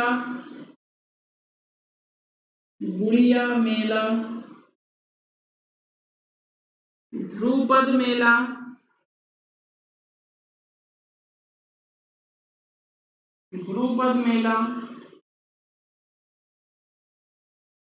इसके बाद देखेंगे यहाँ पर देखिएगा, यहाँ पर एक अनुसंधान संस्थान है, केंद्रीय बकरी अनुसंधान संस्थान। केंद्रीय बकरी अनुसंधान संस्थान। फिर देखेंगे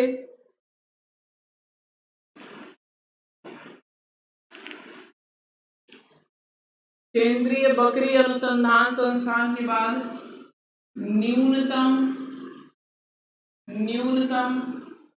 वर्षा वाला जिला, न्यूनतम वर्षा वाला जिला। नोट करते रहिएगा सभी लोग।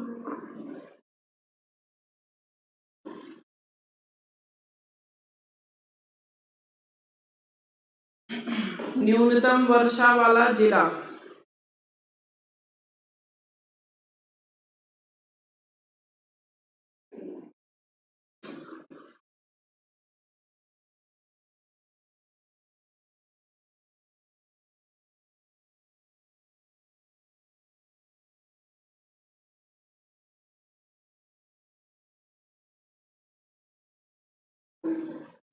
आगे देखिएगा,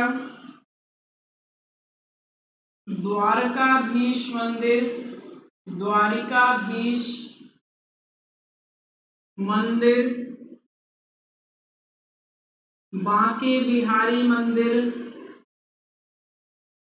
बांके बिहारी मंदिर, इस्कॉन टेम्पल, इस्कॉन मंदिर, इस्कॉन मंदिर, वृंदावन बरसाने, वृंदावन बरसाने, द्वारकाधीश मंदिर, और फिर इसके बाद है आपका बांके बिहारी मंदिर, इस्कॉन मंदिर, वृंदावन बरसाने,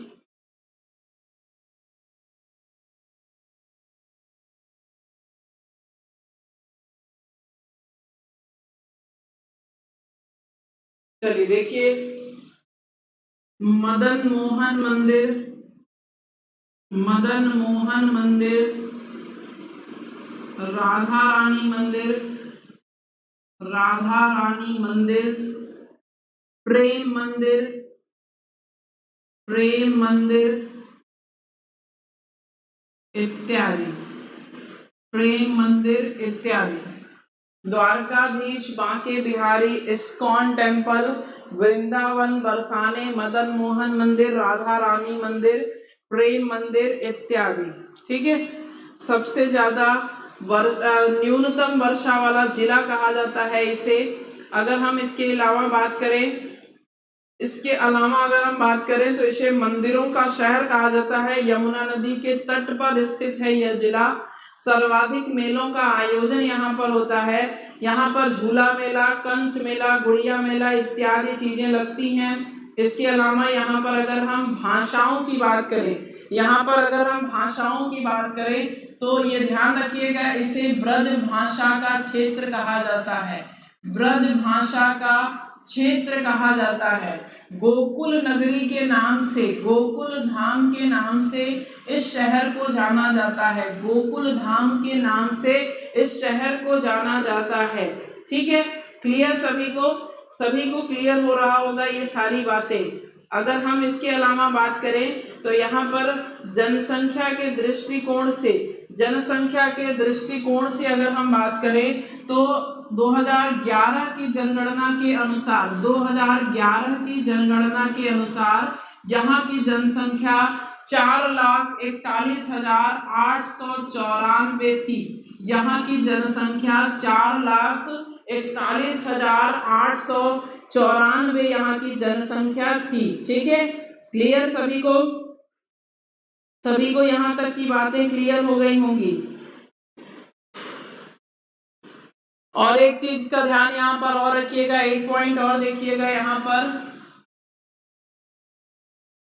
तेल रिफाइनरी संयंत्र है। यहाँ पर तेल रिफाइनरी संयंत्र स्थापित है। यहाँ पर तेल रिफाइनरी संयंत्र स्थापित है मथुरा शहर में, तेल रिफाइनरी संयंत्र। ठीक है,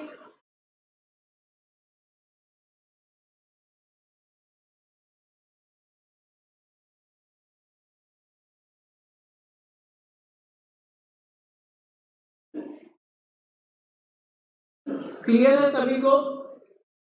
अच्छा, अगर आप ये बताओ कि मथुरा, जैसे जितने लोग आगरा के होंगे ना उनको पता होगा मथुरा के बारे में, आप मुझे कमेंट करिए, बताइए कि अगर आपको मथुरा जाना है कितने लोगों को जानकारी है। नोट करते रहिएगा, साथ में आप बताते रहिए। साइड में इसलिए हटे हुए हैं क्योंकि आपके लिखावट में कोई कमी ना आए। फटाफट से नोट करते रहिएगा। स्क्रीनशॉट लेने वाले आलसियों वो और नोट करते रहना, ताकि आप लिखते चलो। यहाँ पर लिखोगे तो ज्यादा दिमाग में चीजें बैठेंगे। चलो, प्रश्न हमारा ये है कि अगर आपको मथुरा जाना है तो क्या आप आगरा से जाएंगे या आप दिल्ली से जाएंगे? दोनों तरह से जा तो दोनों तरफ से सकते हैं, लेकिन नियरेस्ट कहाँ से है? दिल्ली हवाई अड्डा और आगरा, दोनों से आप बताएंगे कि दिल्ली हवाई अड्डे से मथुरा की दूरी कितनी है।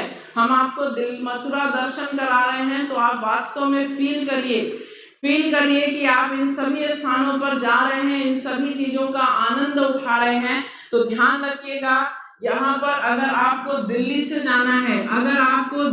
जाना है, तो दिल्ली एयरपोर्ट से मथुरा की दूरी लगभग 160 किलोमीटर है, जबकि आगरा से मथुरा की दूरी लगभग 60 किलोमीटर है। यानी आप ये समझ सकते हैं कि आगरा के लोगों के लिए और आगरा से होते हुए मथुरा जाने में बहुत कम समय लगेगा, ताकि आप यहाँ से आसानी से जाएं और घूम के आगरा शहर को भी देखते हुए वापस से आ सकते हैं। ठीक है, चलिए, क्लियर हो गया सभी को? अब एक बार हम यहाँ पर इन जो भी एजुकेशन सिस्टम है उसके बारे में यहाँ पर बात कर लेते हैं कि एजुकेशन से रिलेटेड क्या क्या चीजें हैं यहाँ पर। तो एजुकेशन की बात करें तो यहाँ पर पहली चीज की सचदेवा प्रौद्योगिकी संस्थान स्थित है। सचदेवा प्रौद्योगिकी संस्थान स्थित है मथुरा शहर में। सचदेवा प्रौद्योगिकी संस्थान स्थित है मथुरा शहर में। फिर आप देखेंगे तो Hindustan college of science and technology, Hindustan college of science and technology. दूसरा संस्थान हो गया Hindustan college of science and technology. फिर यहाँ पर देखेंगे दीनदयाल उपाध्याय पशु चिकित्सा संस्थान। दीनदयाल उपाध्याय पशु चिकित्सा संस्थान स्थित है यहाँ पर। कहाँ पर? मथुरा शहर में दीनदयाल उपाध्याय पशु चिकित्सा संस्थान स्थित है यहाँ पर स्थित है संस्कृत विश्वविद्यालय यहाँ पर स्थित है। संस्कृत विश्वविद्यालय यहाँ पर स्थित है। क्लियर? सभी लोग नोट करते रहिएगा। क्लियर हो गया है? सभी को क्लियर हो गया होगा?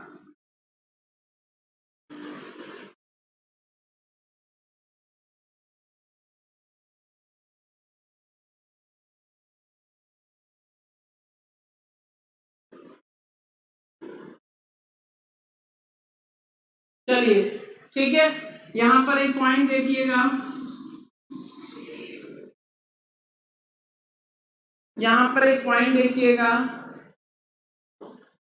भारत सरकार की हेरिटेज डेवलपमेंट योजना के तहत, हेरिटेज डेवलपमेंट स्कीम के तहत मथुरा को विरासत शहर घोषित किया गया है। मथुरा को विरासत शहर घोषित किया गया है। विरासत शहर घोषित किया गया है। ठीक है, चलिए, क्लियर है? अब देखिएगा, मथुरा के बारे में इतना ही आपको जानना है, और अगर आपने इतना पढ़ लिया तो कोई भी ऐसा एग्जाम नहीं होगा जो आप मथुरा से रिलेटेड किसी भी प्रश्न में फंस सकते हैं। निश्चित रूप से आप इतना पढ़ लीजिए, प्रत्येक जिले के बारे में जितना भी पढ़ाया जा रहा है, अगर आपने उतना पढ़ लिया तो कोई भी परीक्षा आपको किसी भी क्वेश्चन को रोकने में जो है काम नहीं कर पाएगी। ठीक है, चलिए, गौ अनुसंधान संस्थान, गोवर्धन पर्वत। ठीक है, चलिए धन्यवाद आप सभी लोगों का। आई होप सभी को क्लास समझ में आ गई होगी। जिसकी भी जैसी भी पहली दूसरी चौथी जो भी क्लास रही हो, सभी लोग इस क्लास को ज्यादा से ज्यादा प्रमोट करें, प्रयास करें कि आपकी संख्या 2000 प्लस हो। अगर संख्या 2000 प्लस नहीं होगी तो निश्चित रूप से ये क्लास क्या हो जाएगी, आपकी लॉकडाउन पर प्रभावी हो जाएगी। तो ध्यान रखिएगा, ऐसा कुछ नहीं होगा, क्लास कंटिन्यू चलती रहेगी। इन केस अगर कुछ ऐसा अपनी उत्तर प्रदेश सरकार की मंशा जैसी होगी वैसा पता चलेगा बाद में, बट अभी ऐसा कुछ नहीं है, क्लास कभी भी नहीं बंद होगी, क्लास आपकी चलती रहेगी। बस मेरा ये रिक्वेस्ट है कि आप इस क्लास को शेयर करें, ठीक है। चलिए धन्यवाद आप सभी लोगों का। आप सभी का दिन शुभ हो, आप सभी हंसते मुस्कुराते अपने जीवन में आगे की ओर बढ़ते रहें। धन्यवाद।